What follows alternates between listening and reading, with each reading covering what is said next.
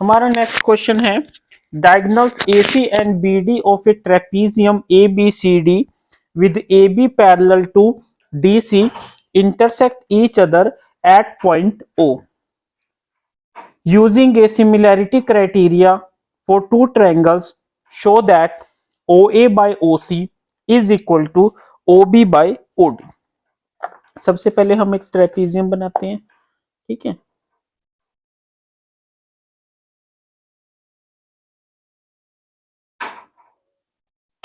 ये हमारा कुछ ट्रेपीजियम बन गया इस तरीके से, इसको हमने ज्वाइन कर दिया।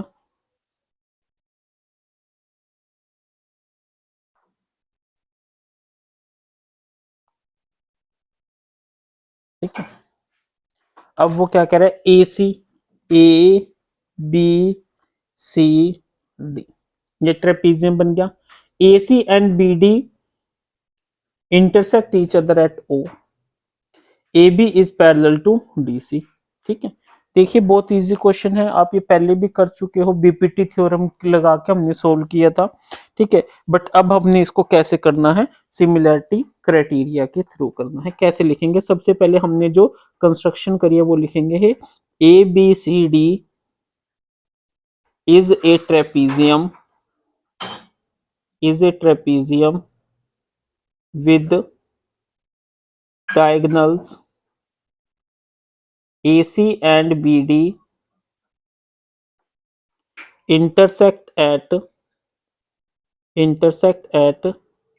point O and AB is parallel to DC।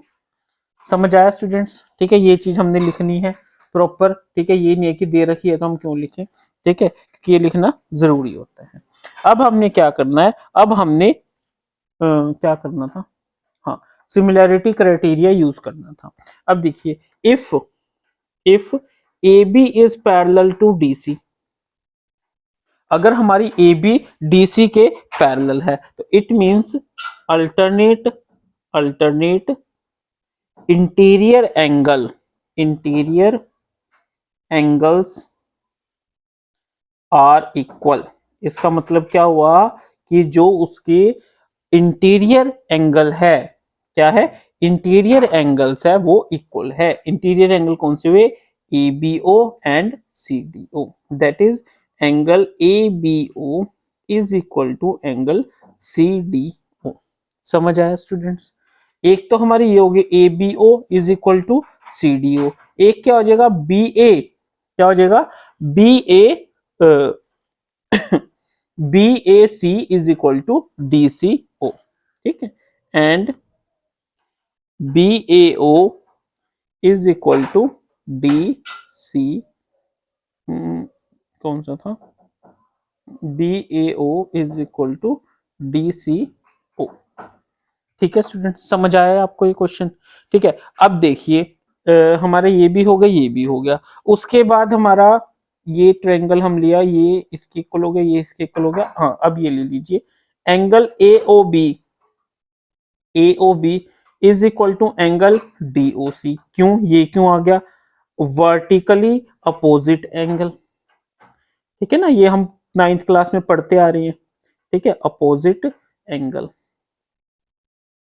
देखिए अब समझिए ध्यान से कि जो हमारा ये एंगल है, ये एंगल इसके इक्वल हो गया और ये एंगल इसके इक्वल हो गया। क्यों, ये दो पैरेलल लाइंस के बीच के क्या हो गए, इंटीरियर एंगल हो गए। और जो हमारा AOB ये एंगल है, ये इस एंगल के इक्वल हो गया। क्यों, क्योंकि वर्टिकली अपोजिट हो गया। ठीक है, तो अब हम क्या कह सकते हैं, therefore by AAA angle criteria, ठीक है, हम क्या कह सकते हैं, AOB triangle AOB is similar to triangle COD।